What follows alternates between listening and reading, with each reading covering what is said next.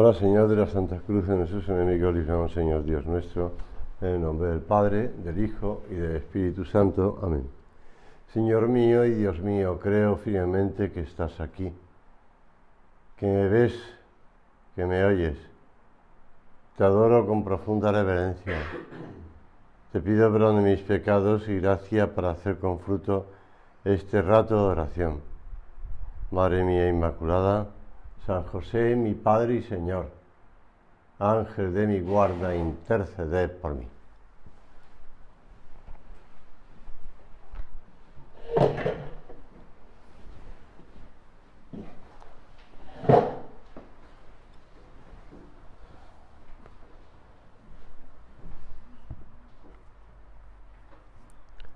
En aquel tiempo, los apóstoles se reunieron con Jesús y le contaron todo lo que habían hecho y lo habían enseñado.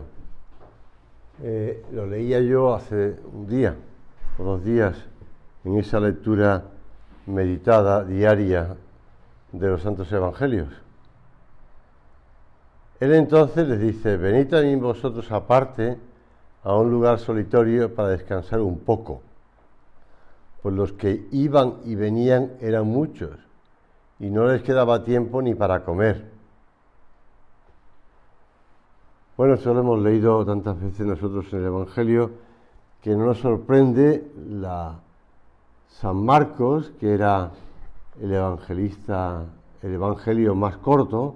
Siempre me recuerda que cuando estaba en Roma, estaba allí un chino de Hong Kong que me contaba, un chino de Hong Kong que se bautizó en Canadá, cuando fue a estudiar allí a la universidad.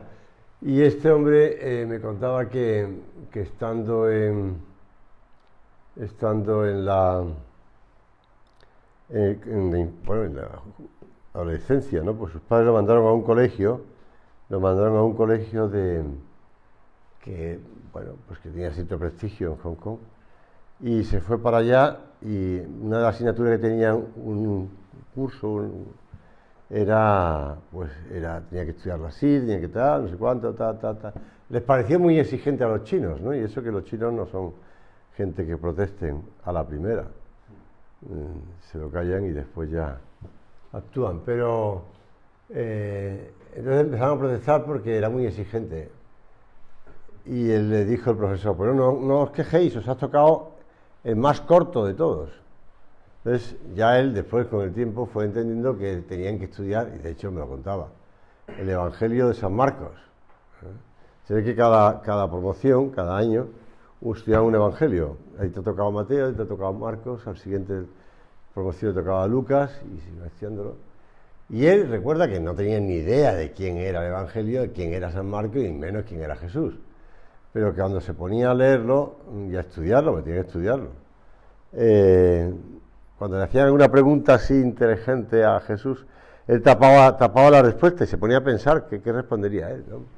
Hay que pagar el denario, hay que pagar el impuesto a César, esta mujer ha sido sorprendida en adulterio, ¿qué hacemos? Moisés dice que hay que pegarla. Y él se tapaba, y cuando después de un tiempo darle vuelta a la cabeza, porque daba vueltas a la cabeza, te lo puedo garantizar, estudiamos filosofía juntos y daba vueltas a la cabeza, pues después veía la respuesta de Jesús y decía: qué tío más inteligente, ¿no? Bueno, pues San Marcos, les tocó el Evangelio de San Marcos, ya te digo, años después fue bautizado en Canadá, y no por esta asignatura, pero ya por lo menos había estudiado San Marcos. Pues San Marcos es el Evangelio más corto, pero se mete en unos detalles muy concretos, ¿eh?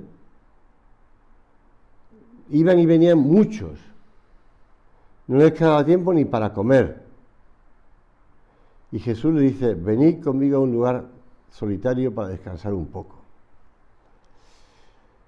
Pero le vieron marcharse y muchos cayeron en la cuenta y fueron allá corriendo a pie de todas las ciudades y llegaron antes que ellos, que habían montado en la barca. Y al desembarcar vio a mucha gente y sintió compasión de ellos, pues estaban como ovejas que no tienen pastor, y se puso a enseñarle muchas cosas. No, yo no quiero que usemos este momento de oración para hablar de apostolado, sino para hablar de la necesidad que tenemos y que tiene la gente, pero también tenemos nosotros, de estar con Cristo.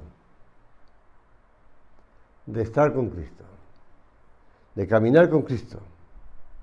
De ir con Cristo, pues por donde vayamos, ¿no? Y esto implica crecer en el conocimiento propio y ahondar también en el propio misterio personal. Cuando digo propio misterio personal, estoy explicando en tu interior. En tu interior. Porque hemos hablado muchas veces de vida interior, de vida interior. Bueno, pues vida interior no es otra cosa que encontrarte con Cristo en tu interior. Por eso dejar que Jesús sea el centro de nuestra vida lleva, entre otras cosas, decía el Padre, a redescubrir, la carta del 14 de febrero de 2017, a redescubrir con luces nuevas el valor antropológico y cristiano de los diferentes medios ascéticos. Llegar a la persona en su integridad, inteligencia, voluntad, corazón, relaciones con los demás. Esto que puede parecer también un poco, diría yo, teológico, ¿no? Porque ¿cómo se concreta esto? Pues vamos a intentar ir concretándolo en la meditación, ¿no? Pero entre otras cosas es eso, redescubrir con luces nuevas el valor para mi persona como hombre y como cristiano de los diferentes medios ascéticos. Que no se trata de cumplir un plan de vida, que ya salía el otro día, ¿no?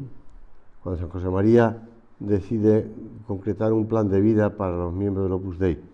Que no se trata de vivir el plan de vida. Que no se trata, yo recuerdo perfectamente cuando me ayudaron a concretar un plan de vida, tenía yo entonces 16 años, recuerdo perfectamente la conversación. Bueno, porque me sorprendió la palabra, yo creo que todos con las palabras, pero a la vez que me ayudaran a ordenarme y a hacer las cosas, y es así. Pero tenemos que descubrir el valor ascético, es decir, el valor para tratar más al Señor, para vivir con Cristo, para caminar con Cristo.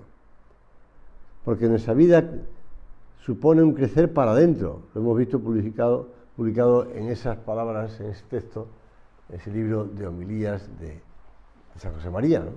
Crecer para adentro. Para abrirnos después a los demás con la misma apertura del corazón de Cristo. Crecer para adentro. Hacia afuera es fácil crecer, es cuestión de comer, ¿no? Es cuestión de si quieres hacer deporte, tener hambre y comer. Pues crecer para afuera es dejarse llevar por todas las cosas que nos llaman la atención y hay muchas cosas que nos llaman la atención, mucha imagen, mucho anuncio, ya hablando de ayer. Muchas cosas que nos llaman la atención y nos hacen reír, nos hacen interesarnos por temas, cuestiones, por profundizar. Bueno, cuando haces una visita pues y te encuentras con la audioguía, ¿no? Con una catedral, donde sea, y te vas siguiendo la audioguía y vas escuchando y te vas abriendo, ¿no? Te vas abriendo. Ya sabes que esto te gusta o que esto no te gusta tanto, que esto te motiva a rezar más o menos, que esto te lleva a admirar el trabajo que han hecho estas personas con los medios que tenían. Ahora ya no tienen las impresoras. El otro día detuvieron a un tipo que había fabricado una arma automática con una impresora de 3D, ¿no? No sé si era en Galicia o donde era. Era estupenda, he visto la foto y me recordaba a los antiguos CEMME que todavía se tienen, no se utilizan ya, pero se tienen. Ya son armas mucho más ligeras y mucho más livianas, pero bueno, detuvieron a un tipo que lo había fabricado aquí en España. Todas esas cosas nos llaman la atención, vamos hacia afuera, pero lo que tenemos que hacer es crecer hacia adentro, tratar al Señor en nuestra intimidad. Como los primeros apóstoles que descubrieron al Cordero de Dios, le siguieron y permanecieron con él aquel día, Juan y Andrés, Por eso las manifestaciones de la vida de piedad, tanto en los momentos de bonanza como en los de dificultad, es decir, los momentos en los que estamos tranquilos o en los momentos que hay un trabajo intenso, pues es un modo de mantener viva la relación con Dios, los encuentros cara a cara con Jesucristo. Como dice el Padre, podemos tocar a Jesús vivo en todas las ocasiones de la existencia ordinaria. Tocarle. Se han abierto los caminos divinos de la tierra, repetía San José María. Y hablaba de ese quid divinum, de ese algo divino escondido. Bueno, es la homilía de la Universidad de Navarra, del campus de la Universidad de Navarra, Amar al mundo apasionadamente, que el nombre, el título se le puso después, con el tiempo, cuando ya fue publicada.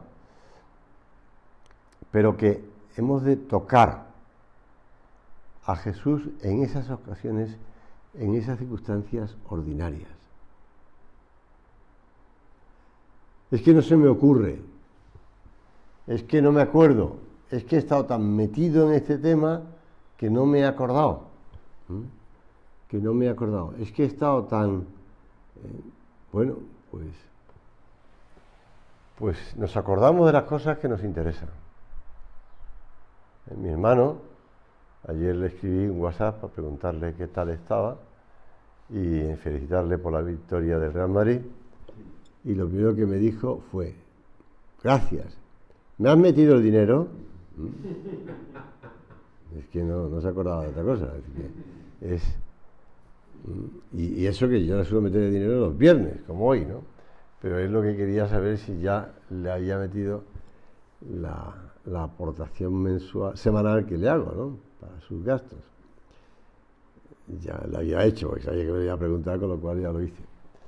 Pero no es que lo necesite, tranquilo, no penséis que a mí me gusta la miseria de ponerme, está pidiendo limosna en la puerta de la iglesia, ¿no? Pero, de hecho, en la cuenta corriente tiene unos cientos de euros. Pero bueno, es que lo que le interesa es lo que le interesa, ¿no? Pues después ya me metí con él, con el Barcelona, y le dije que este año no iba a hacer nada, ni sextete el Madrid, y en cambio iba a hacer el Barcelona, y ya eso no le gustó y empezó a quejarse, a insultar al farsa. Bueno, pues son cosas que hace, pero el tema no se le olvida, no se le olvida. No podemos nosotros olvidarnos del Señor. Si nos olvidamos es que estamos pensando en otras cosas, y tenemos que buscarle al Señor, ese quid divinum, que se alimenta especialmente en la oración. Ahora que tenemos cerca un mundial, digo cerca porque será en octubre, noviembre, creo que es, pues recuerdo cuando vivía en Vigo, un sacerdote que acostumbraba o predicaba muy bien, y que escribía en la hoja parroquial a veces cosas y tal, y que, bueno, pues publicó un libro, y era en la cercanía de un mundial, no era el Mundial de España, porque yo ya estaba en Roma todavía, pero el mundial siguiente, el 86, ¿no?, que no me acuerdo dónde era, sí, en México.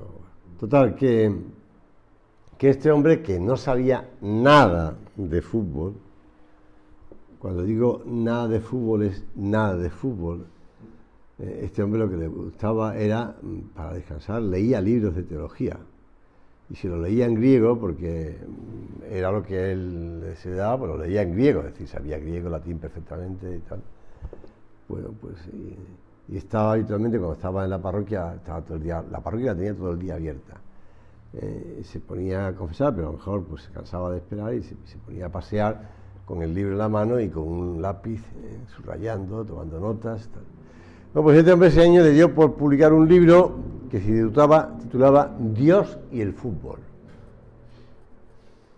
Entonces, todo el mundo de la parroquia se sorprendió, porque claro, no sabía nada de fútbol, ¿no? Nada de fútbol. Yo lo compré, yo debo reconocerlo, que por cariño a don Ignacio lo compré. Pero claro, es un libro que empezaba hablando, por ejemplo, de la alineación del equipo de fútbol. Y decía, el portero, el silencio. Los medios, los de siempre. Claro, estaba citando puntos de camino.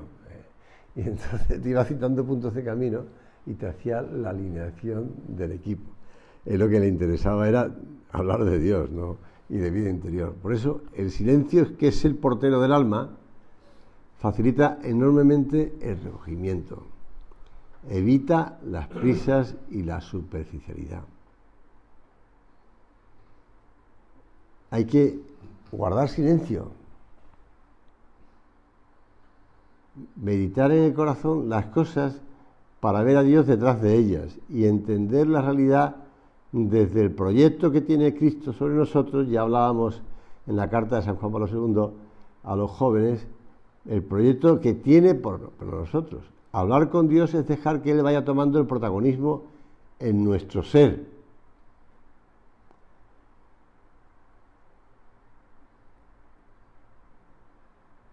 El dejar que el Señor vaya siendo, pues, el personaje de nuestra historia.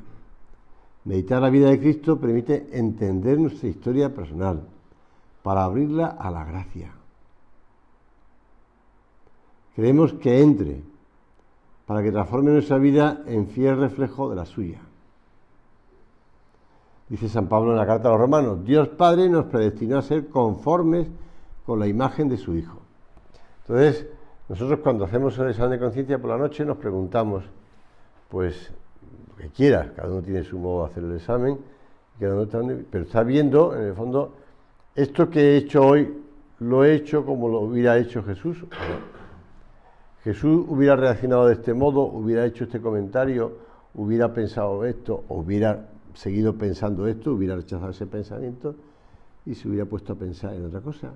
O Jesús habría trabajado como he trabajado yo hoy, porque es ir conformándonos con Cristo, para que podamos exclamar, como San Pablo en la carta a los Gálatas, Gálatas 2:20, es un pasaje de la carta de San Pablo, de las cartas de San Pablo que me encanta, no solamente por esto que voy a leer ahora, no vivo yo, sino que es Cristo quien vive en mí, porque también en Gálatas 2:20, que recuerdo que estando en el colegio en Vigo, el altar allí, bueno, en Galicia hay mucho granito, sobre todo en Vigo, hay mucho granito y el altar era de granito negro, la mesa del altar granito negro y todo lo demás era granito y hierro, entonces aquel oratorio era un poco frío y decidimos darle un poco de calor, poner un poco de madera estofada en algunos sitios, que se consiguió, lo conseguí de un sacerdote que tenía trozos abandonados de un retablo antiguo y me dijo, pues toma, llévatelo. Y una madre del colegio me lo fue limpiando, pintando y dorando, que era muy bonito. Pero pusimos en el frontal del altar unas palabras. Y me decía el capellán coordinador del colegio, me decía, ¿y qué ponemos, tú? ¿Qué ponemos? Y digo, pues, no está clarísimo, ¿no? Me amó y se entregó por mí. Gálatas 2:20. Me amó y se entregó por mí. Que San Pablo diga, ya no vivo yo, es porque Cristo se entregó por mí y es Cristo quien vive en mí. Me amó. Para vivir con esa unidad de vida, no ya comáis, ya bebáis, hacerlo todo para la gloria de Dios, sino todo.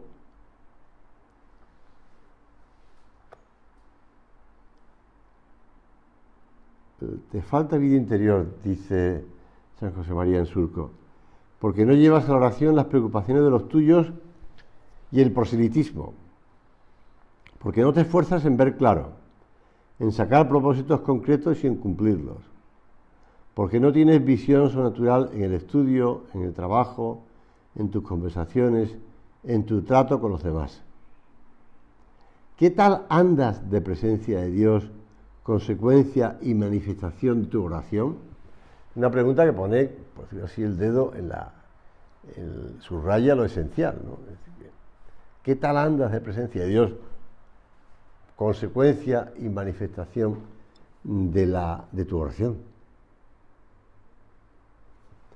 Que si en la oración, pues, estamos, no sé, leyendo el último libro que nos han aconsejado o que nos ha llamado la atención y no hablamos con el Señor,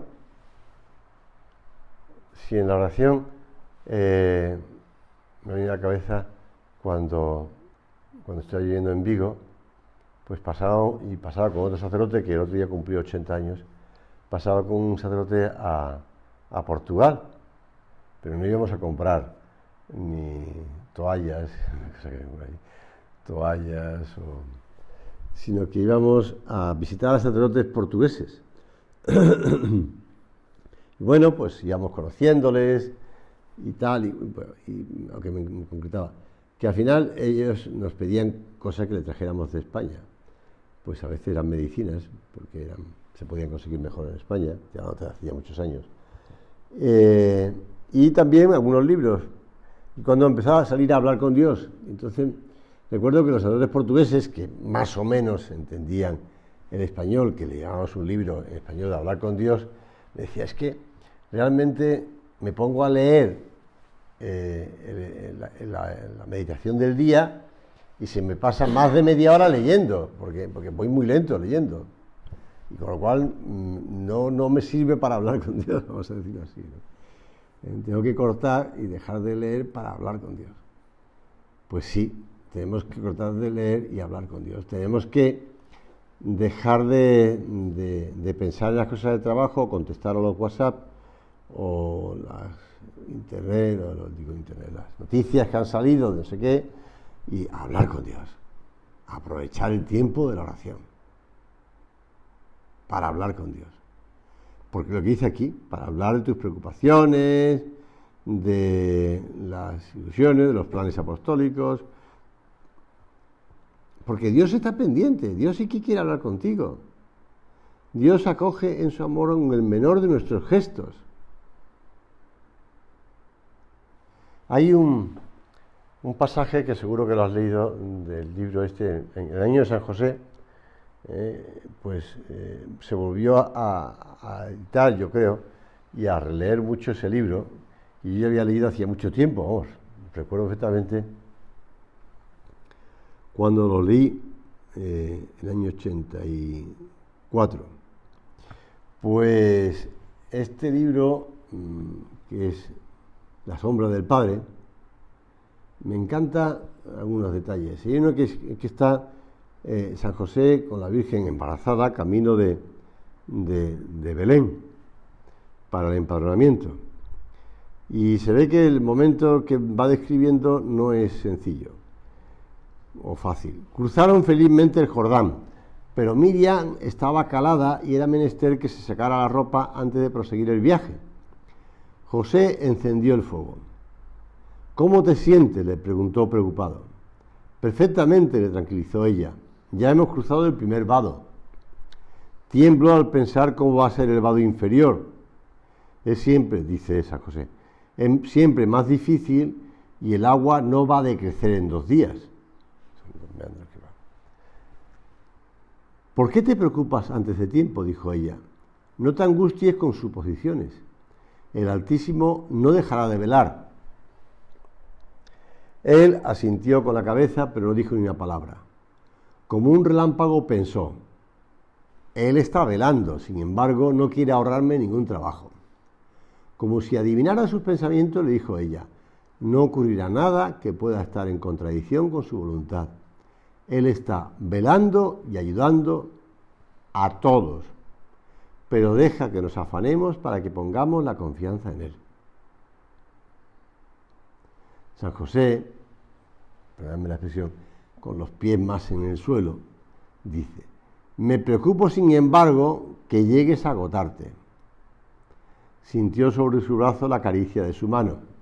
Él conoce también mi cansancio. Tal vez no quería que emprendiéramos este camino. Ella le sonrió. Los hombres no son más que hombres, pueden equivocarse. Pienso a menudo que a él le gusta enderezar los errores humanos. No dijo nada más. En su cara apareció una expresión de profundo gozo. Desde que la tenía a su lado, le notaba a menudo esta especie de arrobamiento en algo que estaba en ella y que tenía que ser para ella la mayor felicidad. Claro, el saber que está Dios en su interior. Por eso nosotros sabemos que está Dios en nuestro interior y le llevamos con nosotros y le tratamos y le preguntamos. Pensemos que el Señor está ahí y que lo que podemos hacer es decirle, Señor, bueno, pues, ¿qué decisión tomo ahora? ¿Qué puedo hacer ahora? ¿Qué puedo...? Porque a veces eso, lo que te relataba, ya sé que es una novela, ¿no? O por lo menos una historia novelada de la vida de José. No es lo que de esas conversaciones no están en los evangelios ni en ningún otro sitio revelado. Pero bueno, pero te da la impresión de que algunas veces la conversación sería así. Claro, la Virgen todo lo guardaba en su corazón. Primero porque sabía que en su interior estaba Jesús. Y después lo que Jesús le decía, cuando ya Jesús ya no era todavía algo por nacer, sino que ya había nacido, pues le escuchaba y guardaba todas estas cosas en su corazón.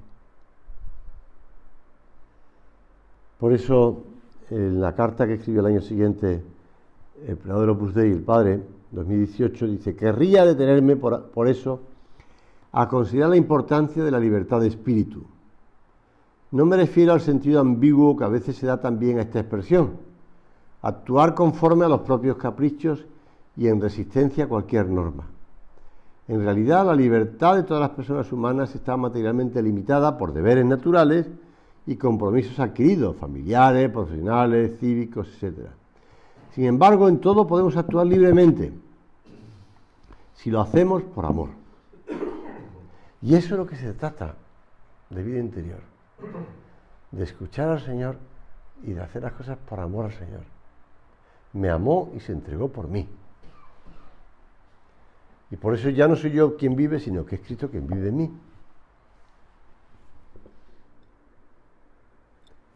Cristo que vive en nosotros. La verdadera libertad de espíritu es esta capacidad y actitud habitual, añade el padre en la carta, de obrar por amor, especialmente en el empeño de seguir lo que en cada circunstancia Dios le pide a cada uno. En cada circunstancia. Como en esa oración dirigida a Dios por la intercesión de San José María, haz que yo sepa también convertir todos los momentos y circunstancias de mi vida. Todos los momentos y circunstancias de mi vida. Cuenta en ese libro en esos libros de anécdotas y virtudes de Julio Eugui, un relato muy antiguo, muy conocido, en la época de la descubrimiento y la colonización española del continente americano, allá por el siglo XVI, cuando las naos se aventuran a recorrer la costa poco conocida de América del Sur hasta llegar al punto más austral. Tras un naufragio, un reducido número de españoles logra sobrevivir en una pequeña embarcación. Pasan los días y el tormento de la sed se ceba con ellos. Sol de plano, el mar presenta una calma desesperante, no se mueve la barca. Hora tras hora, agua por todas partes, el agua salada, no pueden beberla, sabría que le daría más sed. Una nave va a pasar muy cerca de ellos y los ha avistado. Cuando están cerca, los náufragos gritan pidiendo agua. No son capaces de esperar a estar a bordo. A los gritos de agua responden los del barco con señas de que las tomen del mar. El desconcierto es total. Se quieren burlar de ellos, pero la insistencia de los salvadores deciden probar el agua sobre la que viven desde hace días y es perfectamente potable. ¿Por qué? Porque están en la desembocadura de un río, de un gran río. América del Sur, no sé qué río era, pero sabemos que esos grandes ríos, que el caudal de agua de este río es tal que puede beberse agua dulce a muchos kilómetros de la costa. Vamos a pedirle a la Santísima Virgen que sepamos beber de ese agua viva, que no busquemos saciar nuestra sed de felicidad, de paz fuera, que la busquemos en Dios. María es modelo y maestra de contemplación, como hablábamos antes, en esos quehaceres ordinarios, entre esos pucheros, como diría Santa Teresa, o entre esas máquinas, o entre esos papeles, o en esos libros, o donde sea.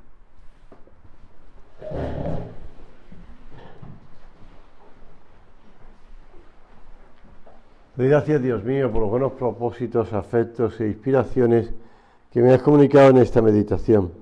Te pido ayuda para ponerlos por obra. Madre mía Inmaculada, San José, mi Padre y Señor, Ángel de mi guarda, interceded por mí.